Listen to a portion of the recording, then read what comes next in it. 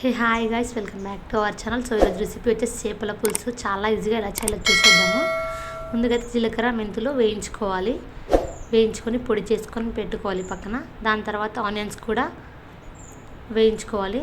కాల్చుకున్నా పర్వాలేదు, ఇలా వేయించుకున్నా పర్వాలేదు. ఫ్రై చేసుకొని దాన్ని కూడా పేస్ట్ లాగా చేసేసి పక్కన పెట్టుకోవాలి. అలాగే చింతపండు కూడా నానబెట్టేసుకోవాలి. సో దాని తర్వాత చింతపండు పులుసు మంచిగా గుజ్జు అంతా పోయేలా ఆ చారంతా తీసేసి ఒక బగోనీలో లేదంటే గుండెలో వేసుకోవాలి. దానిలోనే కారము, ఉప్పు, అలాగే అల్లం వెల్లుల్లి పేస్ట్,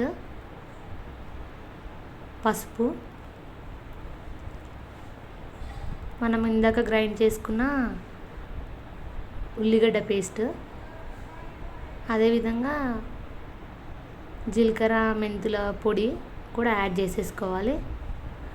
సో అదంతా మంచిగా కలిపేసుకోవాలి.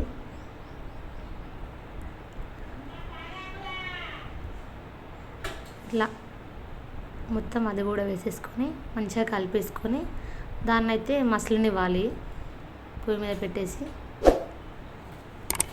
నా ఛానల్ ఎవరైతే కొత్తగా చూస్తున్నారో సబ్స్క్రైబ్ చేసుకోండి. సో దాంట్లోనే కూడా ఆయిల్ వేసేసుకోవాలి. ఆయిల్ వేసేసుకొని పొయ్యి మీద పెట్టేసుకొని మసలనివ్వాలి మంచిగా.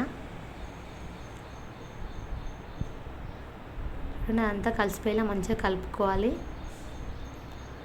సో ఈ విధంగా మసులుతున్నప్పుడు మనం మంచిగా శుభ్రంగా కడిగి పెట్టుకున్న ఫిష్ ముక్కలు వేసేసుకోవాలి. చూడండి, ఇట్లా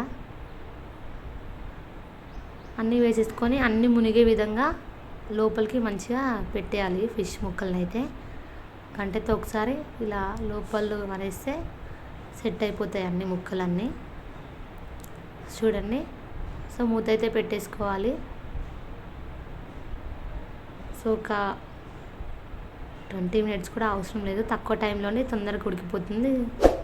కూర అయితే రెడీ అయిపోయింది. చూడండి, చేపల పులుసు ఈజీగా రెడీ అయిపోయింది. పైనుంచి కొత్తిమీర చల్లేసుకోండి.